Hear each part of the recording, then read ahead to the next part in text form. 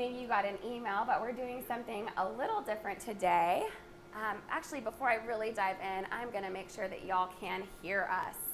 So I'm Bailey from Glowforge. I've got my friend Stephanie, who's an education expert here at Glowforge with me. But before we really dive in, I'm gonna just go ahead and make sure. Here we are. I see us, Stephanie. We look great. And we've got one person watching so far. So we'll wait a moment for people to hop on in and chat. If you are watching, please let us know if you can hear us or if you're having any other audio issues or video issues. I see a bunch of y'all here on YouTube already. Hey, Evan and Joe. We have a couple Glowforge education experts that are going to be live in chat both on Facebook and YouTube today. So if you are joining us either with education or other questions, throw them on in chat. Where is everyone joining us from today? Okay, I see Najah says she can hear. Fantastic. Perfect. Wonderful. Great. Well, we're here in the office in Seattle, Washington. So it's about 11 a.m. for us. And we thought we'd try to do a live today where we can answer questions specifically about using Glowforge in the classroom. But if you happen to be watching on our Facebook feed, or you just have other questions about using Glowforge, or you are a Glowforge owner, whatever, go ahead and throw in your questions because we are experts and we're ready for them. Yes. All right, hello from Pennsylvania. I'm currently Glowforging while watching, says Ashley. Love that. Hi, Ashley. What are you making? Tell us. Lee's from Oklahoma. Samantha says they love their Glowforge. Snohomish. She's local. That's not too far from Seattle. Phoenix. New Jersey Glowforger. Fantastic. It's always so fun seeing where people dial in from and yes. all over. We have Glowforge users all over the world now. I love it. I know. Stephanie and I have actually worked at Glowforge I'm at about 6 years and Stephanie's at about 5. Just over 5 years now, Yeah, so we've been here since the very beginning. We've seen Glowforge at every step of the way and seen people discover it, start businesses, show Glowforge to their students. I've seen people use it in theaters settings and, community colleges, preschools, everything in between. So we're going to talk a little bit about that today. So just to get started, again, I'm Bailey. I've been at Glowforge for about 6 years, and this is Stephanie. Stephanie is an education expert at Glowforge, and we are super lucky to have her here today because Stephanie actually has been a teacher before. Do you want to tell them a little about it? Yeah, absolutely. So like Bailey just mentioned, I'm one of the education experts here at Glowforge. Before I started working at Glowforge over 5 years ago, I was in the education field. I love technology, and I would have loved to have had a Glowforge for my classroom. Right? Getting a little FOMO. Yeah, absolutely, absolutely. I mean, there's so much you can create with it, from room decor to gifts for students, for achievement. I mean, exactly.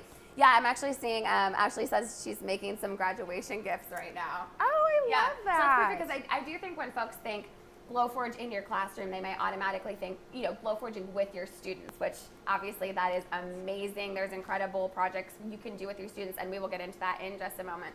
But there are also so many other things you can do with the Glowforge in your school. After school, you could be making it, using it to make fundraising items to sell at, a football game. You could be letting the drama department or the art department use it for after school activities, that kind of thing. So it can really be a shared thing and just multi-use. What are some of the other things you were saying? How about props for the theater department? Oh, exactly. Yeah, I mean, make it yourself. Yeah. Absolutely. Great for STEM programs, maker spaces as well. Once you get a Glowforge in your school, I think you'll find that you've got a lot more uses for it than you ever imagined. Just once you get a Glowforge in general, it's really pretty funny. I mean, you talk to people all the time who are thinking about getting a Glowforge, not just teachers, but all sorts of people. Absolutely. And I mean, often folks don't even have the idea yet. They just see it and they say wow, I know there's going to be something amazing I can do with that. It's so true. It's so true. It's like you can see the possibilities before you're even aware of what they are. And then once you have it, you're like, oh, wait a minute, I can put so many amazing things in here. It's so true. So I think we'll get started. I saw a question come through about how easy it is to use the Glowforge. That's something that folks who maybe, don't have any laser experience might be feeling a little apprehensive, but I mean, what do you think, Stephanie? Pretty easy? Glowforge is incredibly easy to use. Whether you are in kindergarten or you are a retiree, it's for every age. We literally designed it to be as easy to use as possible. So I'm really excited to show you how it works. Yeah. So most of our customers tell us, in fact, that when they get it on their doorstep, they're up and printing in about 30 minutes. So you're not going to need to, reserve an IT school person for the whole day. Even if you are an art teacher and you say that you don't do computers, you can get this set up. So basically, to set up a Glowforge, you just, set it on a tabletop so that it's, flat. You'll need a friend to help you lift it up because it does weigh like about 50 pounds or something. But then basically, it's just like setting up any other Wi-Fi device. Like a Nest or, I don't know, anything. Alexa. Everything's got Wi-Fi these days, right? So just a matter of lighting your Glowforge onto your home Wi-Fi network. And then from there, there's no apps to download. There's nothing. You just use the internet to run your Glowforge. So speaking of which, we wanted to start off by showing you a really awesome resource for educators like yourself, which is education.glowforge.com. And I'm going to let Stephanie show that. I'm going to bring the chatters over here with me. Thank you, Bailey. So we'll bring you over to the computer, and you can see this awesome website that we've set up for educators.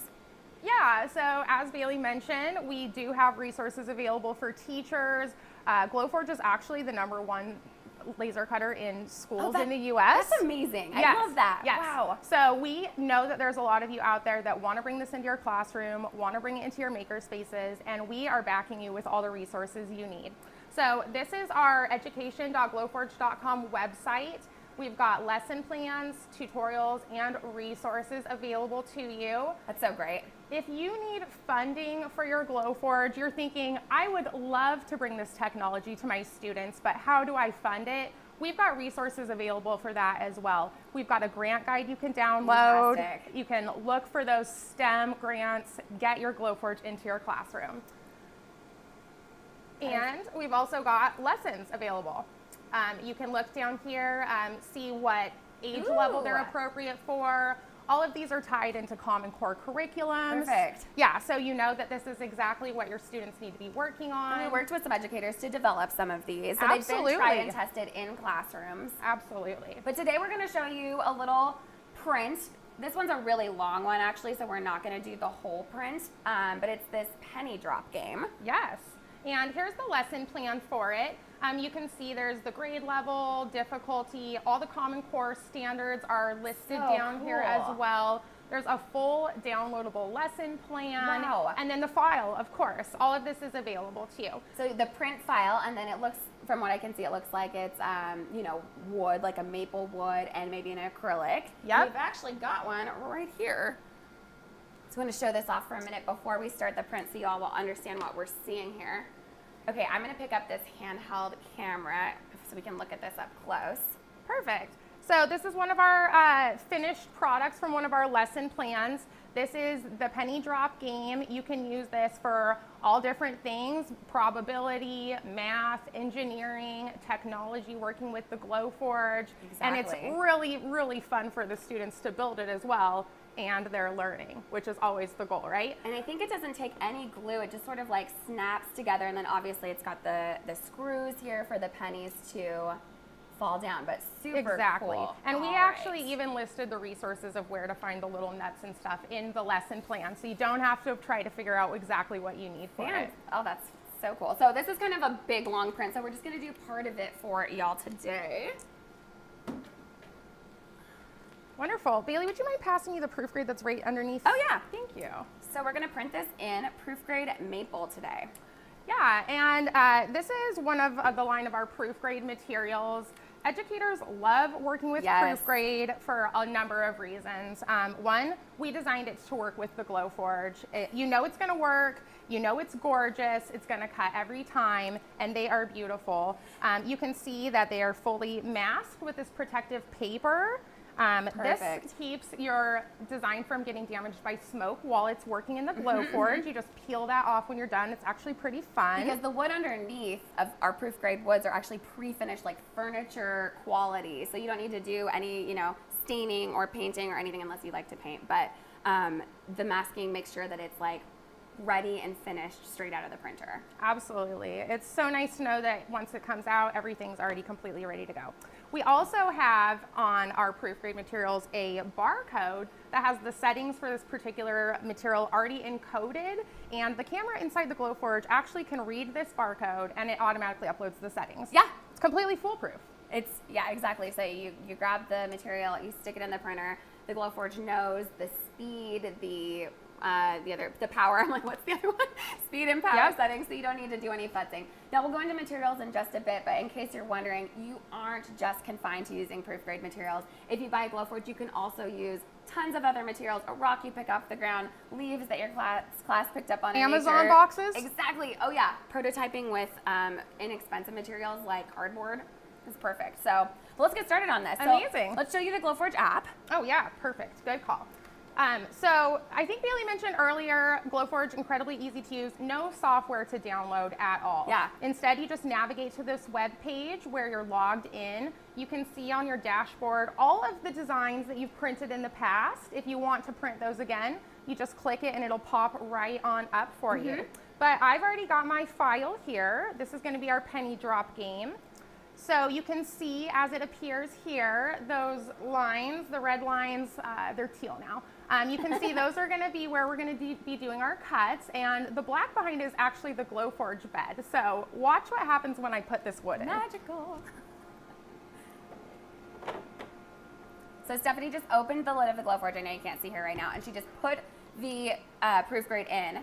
And so now, if we go back to the software view, you'll be able to see it's scanning. So the camera right here that's on the top of the lid is taking a picture, it's reading, and ta-da! So now, this is actually that piece of maple plywood that I just had in my hand. You can see a live image of it on the screen, which is great if you want to conserve materials because you can drag and drop your design wherever you want it.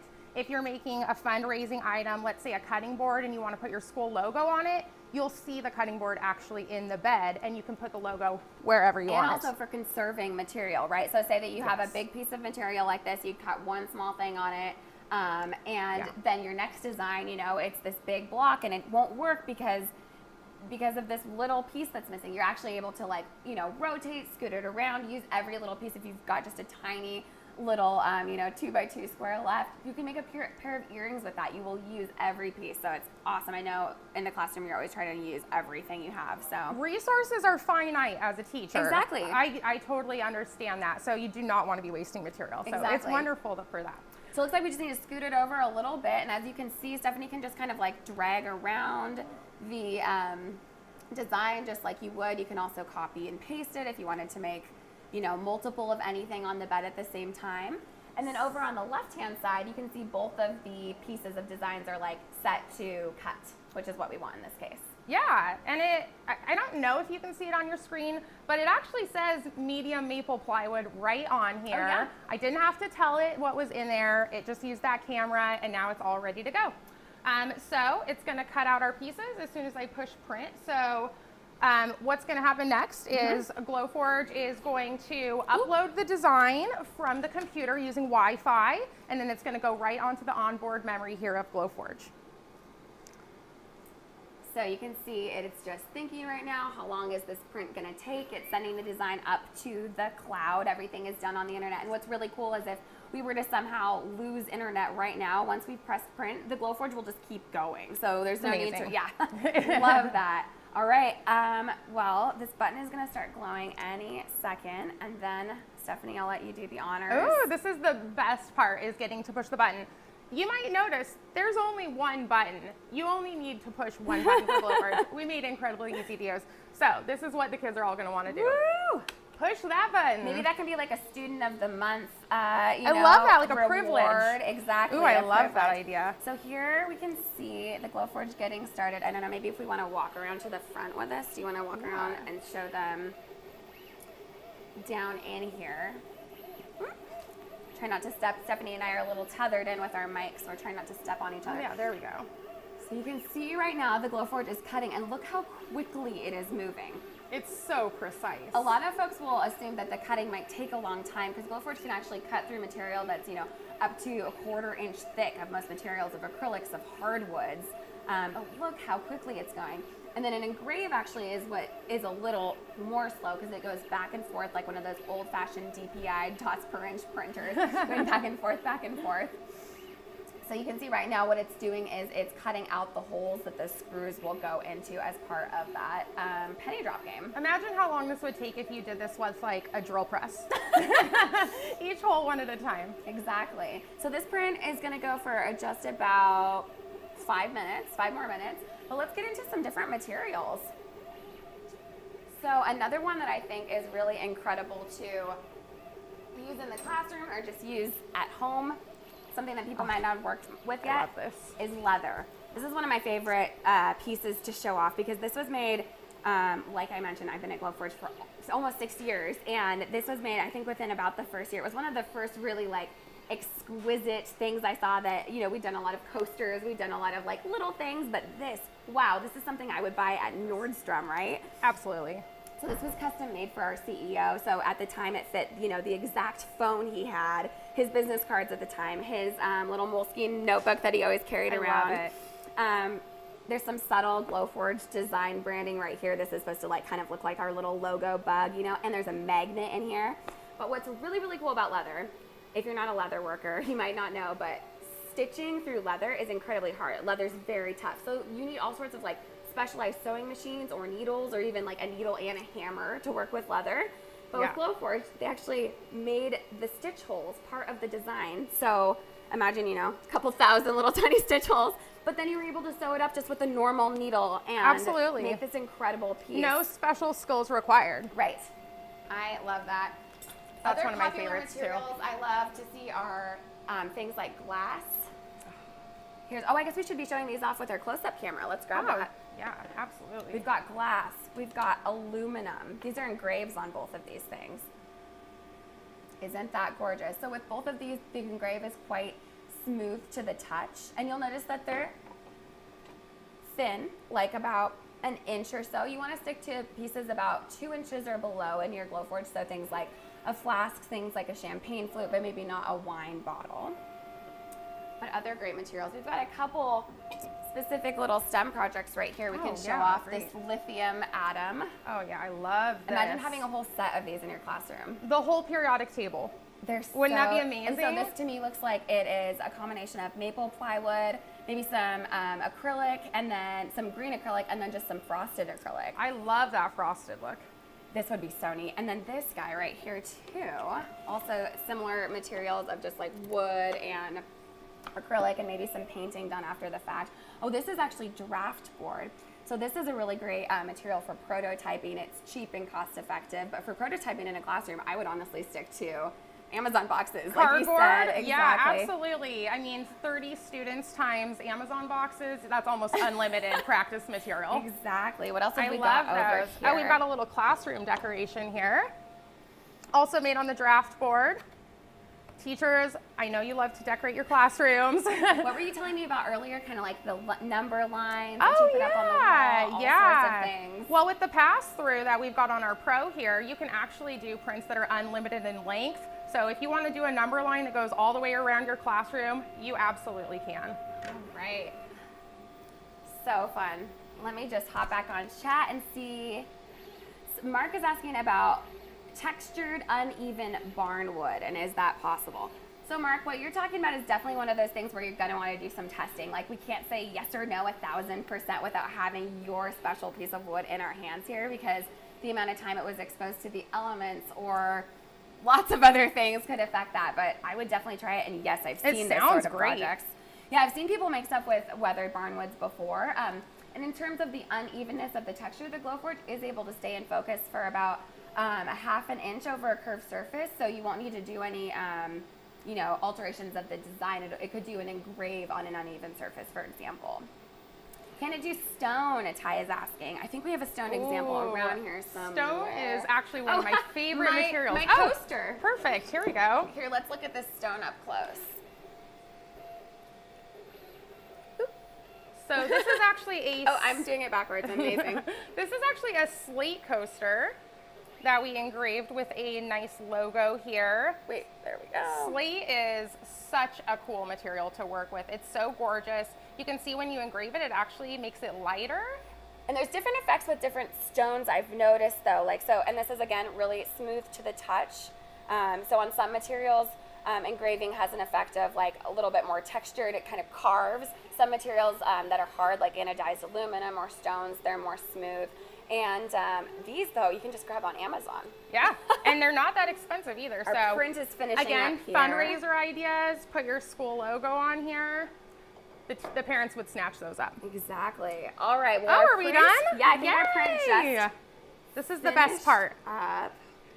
I love taking the print out of the bed because Let's put this to there's the side seriously so you can do something so magical about cutting and engraving with light that just never gets old. It's just really, really fun. Oh, absolutely. Should we take it out? Yes. Okay. So here's that piece of proof grade maple plywood we put in earlier. And you can see it's kind of leaving behind the extra piece, which, as we said, you can use the camera and use all that scrap later on. And then we've got all our little holes falling out, and woo, we made a little mess, but you can see here is our, Here, I'll pick oh yeah, these you up. probably better get those out for our next thing. You can see here is our piece that we cut out, and where is the penny drop? So what we cut out is actually this piece right here on the front where everything gets slotted together. So a couple more pieces and you would have a whole penny drop probability game. As easy as that. That's awesome. So much fun. All right, we're gonna jump right into design. So let's switch spots again. All right. Okay. So I know that a lot of educators are not super familiar with tons of design programs. Like if you are, a computer science teacher or a design teacher or something, maybe you are, but if you're just wanting to look at simple ways to let your students create designs at home, here we go, Google Slides. So I thought it would be fun today just to make like a little bookmark. So I'm going to use Google Slides. As you can see, I've titled it Sydney Glen Dolphins, which I went to Sydney Glen Elementary over in Port Orchard, Washington. Shout out. I actually have some elementary school teachers that are Facebook friends of mine, so they could totally see this on my feed right now, which would be I hope they so do. funny. Sydney Glen Dolphins. I love it. Class of, I don't know what. But, so you can see I'm adding a shape right now. So I'm going to add just this rectangle, and I'm going to go ahead and make it white inside. So that's going to be my bookmark. It's, you can see here, about 7 inches long. Do a little longer. I'm also able to see scale within the Glowforge app, so I don't need to worry about that too much. And then I'm planning to put, a little tassel on my bookmark later. So we'll do this line, too, so it will cut out right here. And then I'm going to add some text. So we will say Sydney, if I can type, Sydney Glen Dolphins. So this is the sort of thing, I'm doing this really quickly to show you how easy design can be, but you could spend some time, make this so beautiful, make a set of, we're going to be printing on leather bookmarks for your class. You could sell them, they could be, holiday gifts or student of the month gifts. You could sell them at PTA meetings, like all sorts of personal, people love custom stuff, right? Oh yeah. Imagine putting one of these custom bookmarks on your students' desks at the beginning of the school year. Right? They would love that. Exactly. They would So love that. then what I'm doing right now is I'm exporting this as a PDF. It's down here at the bottom, and I'm going to put it on my desktop. So did it make it there? Replace. Okay. So then when I go back to my Glowforge dashboard right here, I'm going to upload from file. I'm going to grab the one called Sydney Glen Dolphins, and it's processing. This is incredibly fast, Bailey. Thank you. By the way, not a designer. That was my level of design. You just saw it right there. You really don't have to be. You could draw this by hand if you wanted to. Oh, exactly. Now let's put the leather in, and actually, just so I can show you how you can use scraps, Yes. I'm gonna walk the walk. I did a test print earlier on this leather just to make sure I liked the look of it to show y'all. And so you can see I got this piece of leather that has a bookmark already cut out of it. So I'm gonna stick this in here. And this is proof grade also, right, Bailey? Yep, proof grade, thin leather, exactly. So the Glowforge again is scanning, and then I actually decided I wanted to add a little graphic to this, not just have it say Sydney Glen Dolphins. So I found a little dolphin graphic earlier, and I'm just gonna literally drag and drop it into my dashboard. And there it is, so cute. Okay, so here's the bookmark that I imported from Slides. Here it is, and you can see over on the side, I've got, this is one piece and it's set to cut. And then the text is set to engrave, perfect. And also says my dolphin set to engrave. Oops, and I'm gonna grab my dolphin. Okay, let's rotate this back to straight. Grab my dolphin, rotate him around, make him a little smaller. So, I mean, this is just basic drag and drop, like Microsoft Paint sort of design skills. And that's what you need really to get started. Like, you can do it. So there we go. We see the design. Here it is. I'm going to press print. So how long did that take me to design? Like, what, 3 minutes? Maybe not even. No, that was so fast. Yeah. So fun. Okay. So now again, the Glowforge it's so measuring the exact height of the material so that it will, you know, be perfectly in focus as it begins the print. And then maybe we want to get ready with our up close camera so we can show it when we're ready to press print. I do like working with leather. I don't do it very often. I don't think of it, but then when you make things in leather, they are so beautiful. All right, this print's gonna take 3 minutes and 3 seconds. The best part.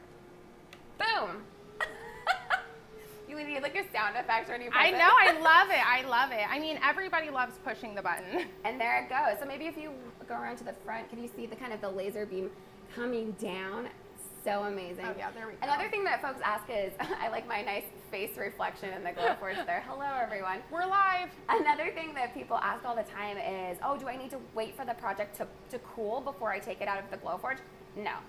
It's actually, I mean, yes, it's a beam of light, the width of a human hair that is taking away the material, but it's totally cool to the touch the second that the print is done. So no need to worry there.